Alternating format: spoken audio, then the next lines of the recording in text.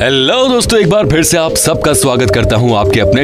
आज हम आपको जिस देश के बारे में रोचक जानकारी देने जा रहे हैं, वहां के लोगों को दुनिया का सबसे अनुशासित इंसान माना जाता है। एक ऐसा देश जिसने पिछले 40 सालों में इतनी मेहनत की है कि आज इन्होंने अपनी नई कहानी लिख दी। इसी देश में दुनिया का सबसे पहला इंसान बसा था। एक ऐसा देश जिसकी खूबसूरती को देखने के लिए इतने लोग आते हैं जितने की यहाँ की आबादी भी नहीं है। ये दुनिया के सबसे अमीर देशों में से एक है। इस देश में आप जोर से हॉर्न नहीं बजा सकते हैं।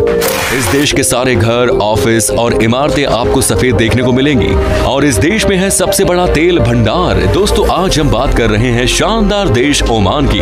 तो अपना सीट बेल्ट बांध लीजिए अच्छे से और निकलते हैं ओमान की एक शानदार सफर पर। सबसे पहले आपको बता दें कि ओमान का ऑफिशियल नाम है द सल्तनत ऑफ ओमान। देश की कुल आबादी है 50 लाख के आसपास। कुल आबादी की 87% लोग शहर में रहते हैं तो 13% गाँव में। ओमान की राजधानी शहर है मस्कट, जो राजधानी ही नहीं बल्कि यहाँ का सबसे बड़ा शहर भी है। ये शहर आधुनिकता और परंपरा का अद्भुत संगम है और ओमान का एक बहुत बड़ा पर्यटन केंद्र भी। ओमान का बॉर्डर चूंकि साउथ में है, अरब सागर से जुड़ा हुआ है, इसीलिए यहाँ पर भी मछली पालन का बड़ा काम होता है। ये बहुत बड़े पैमाने पर मछली पालन करते हैं और कई सारे लोग इस काम में जुड़े हुए हैं। यहाँ के लोग मछलियों को पकड़ के दूसरे देशों में निर्यात करते हैं। देश की इकोनॉमी को मछली के कारोबार से बड़ा फायदा मिला है।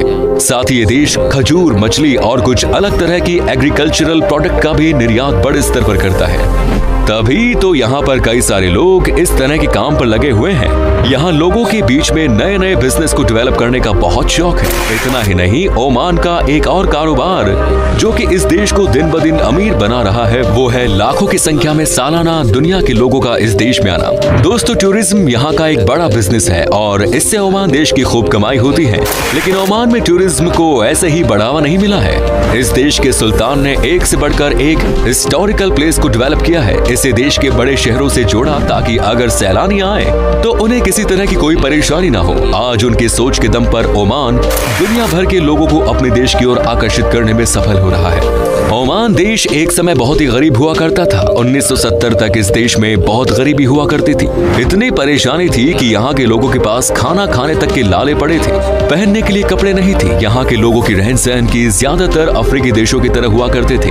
लेकिन 1970 में एक चमत्कार हुआ और उसके बाद से इस देश की कहानी ही बदल गई। दोस्तों, जिस चमत्कार की हम बात कर रहे हैं वो कोई और नहीं बल्कि यहाँ के सबसे लोकप्रिय सुल्तान काबूस बिन का सत्ता अपने हाथों में लेना था। इस देश को उन्होंने अपने हाथों में 23 जुलाई 1970 को लिया और उसके बाद से सुल्तान इस देश का सब कुछ बदल कर रख दिया। हालांकि सुल्तान काबूस बिन इसी साल 10 जनवरी को दुनिया से हमेशा के लिए चले गए, लेकिन आज अगर ओमान देश को दुनिया के नक्शे पर लाने का काम किसी ने किया तो वो यही था। ओमान में 1970 तक कोई होटल नहीं था, लेकिन आज इस देश में 100 से ज्यादा 5 स्टार होटल हैं और 4 दुनिया के सबसे बेहतरीन 7 स्टार होटल भी है इस देश में मौजूद, जो कि देश की टूरिज्म को बढ़ाने में काफी अहम भूमिका निभाते हैं। ये भी वजह है कि इस देश में लगातार टूरिज्म का काम बढ़ता जा रहा है। ओमान में 1970 के बाद इतने सारे बदलाव देखने को मिले, जिसमें से एक है एजुकेशन को बढ़ावा देना।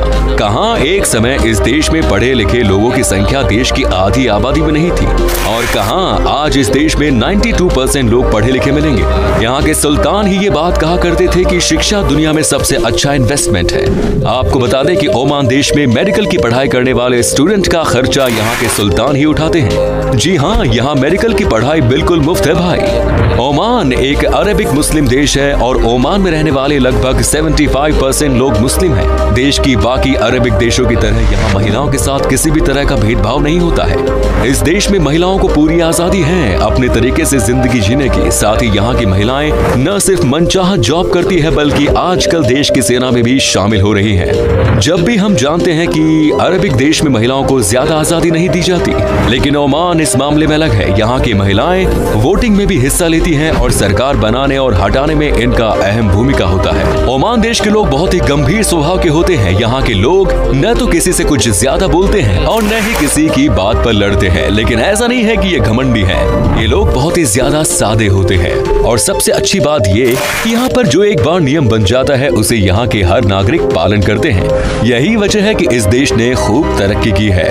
दोस्तों, ओमान के लोगों के बीच में लेमन टी पीना बहुत पसंद है। आपको सुबह सुबह इस देश में सबसे पहला ड्रिंक के रूप में लेमन टी ही मिलेंगी, जिसे पीकर आपका मन फ्रेश हो जाएगा।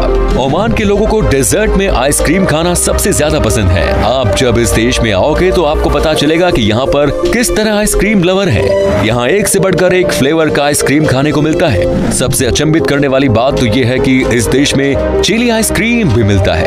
अगर आपको शराब से लगाव है तो सुनकर दुख लगेगा कि ओमान में शराब पर बैन लगा हुआ है, खास करके मुस्लिमों के लिए। अगर इस देश में कोई शराब पीते हुए पकड़ा जाता है तो उसके खिलाफ सख्त कार्रवाई की जाती है।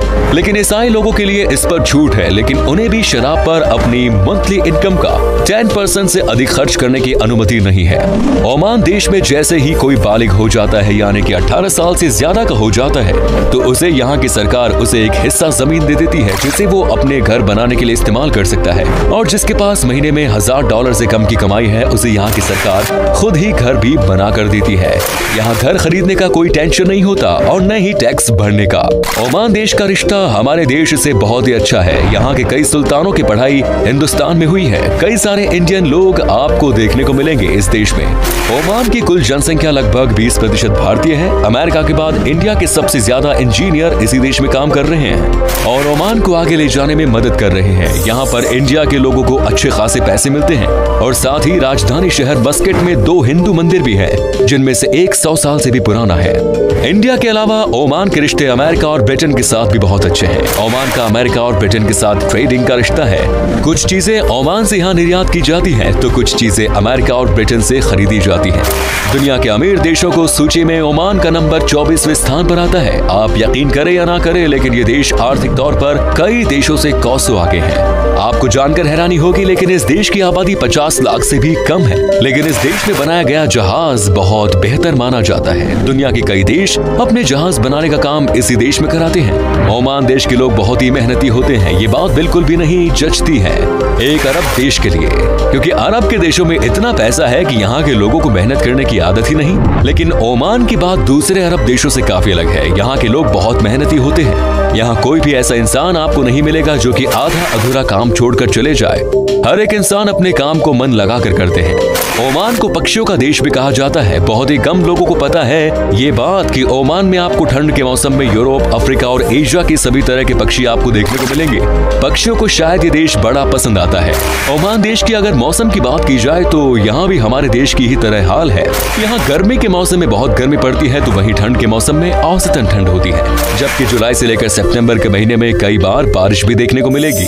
दोस्तों, ओमान में जुर्म का कोई नामो निशान नहीं है। यहाँ के नियम कानून इतने खतरनाक है कि किसी की हिम्मत ही नहीं होती है कि कोई जुर्म करने के बारे में सोचे भी। इसीलिए यहाँ टूरिस्ट बेफिक्र होकर आते हैं और बिना किसी चिंता के घूमते हैं। यहाँ पर रात में भी आप आराम से घूम सकते हैं। साथ ही ओमान के लोगों का व्यवहार भी बहुत ही फ्रेंडली होता है और ये आपको किसी भी काम के लिए मना नहीं करेंगे। ओमान की एक और चीज जो कि पूरी दुनिया में पॉपुलर है, वो है समुद्री बीच पर बारबेक्यू करना। जी हाँ दोस्तों, आपको ओमान के लगभग हर समुद्री बीच पर बारबेक्यू करते हुए कई लोग नजर आ जाएंगे। यहाँ बीच के किनारे ही लोग टेंट लगाकर अपना दिन गुजारना पसंद करते हैं। और अगर आपको शांतिपूर्ण जगह चाहिए तो ओमान आपके लिए बेस्ट डेस्टिनेशन है। ओमान की शकिया का रेगिस्तान सैलानियों के लिए लोकप्रिय डेस्टिनेशन है। कई सारे लोग यहाँ रेगिस्तान में सफारी का मजा लेने के लिए जाते हैं। चलिए दोस्तों, अब हम आपको बताते हैं कि क्या है यहाँ का वीजा प्रोसेस। आपको बता दें कि आपके पास अगर सारे डॉक्यूमेंट्स मौजूद हैं तो आपको वीजा 4 दिन के अंदर अंदर मिल जाएगा। ओमान में घूमने के लिए 6 से 7 दिन में लगभग 60 से 80 हजार रुपए खर्च करने होंगे।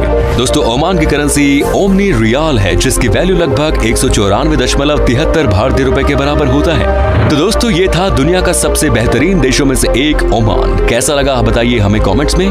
क्या कभी आपने विजिट की है इस देश की, और अगर की है तो आपका एक्सपीरियंस कैसा रहा ये भी हमारे साथ शेयर कीजिए। उम्मीद है ये एपिसोड आपको बहुत पसंद आया होगा। वीडियो को अंत तक देखने के लिए सभी दर्शकों का शुक्रिया। आपसे फिर मुलाकात होगी एक और नई वीडियो के साथ। धन्यवाद।